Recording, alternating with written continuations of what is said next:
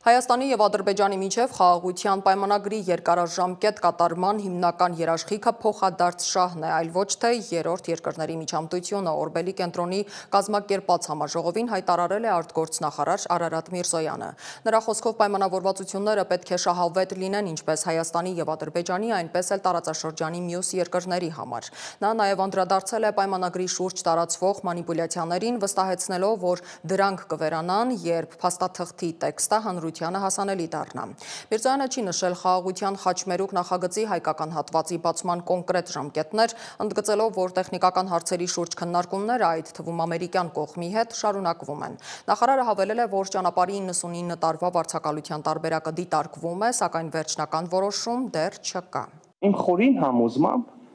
կա մի հստակ երաշխիք, շատ հստակ երաշխիք, եւ դա որևէ երրորդ երկրի մասնակցությունը չի, դա որևէ երրորդ երկրի կամ երկրների խմբի ստորագրությունը չի, դա ամենևին, եթե անցյալին անդրադառնանք կամ քննարկվող վարկածներին, ամենևին զանազան խաղապահները, առաքելությունները չեն։ Այդ երաշխիքը հետևյալն է. այն,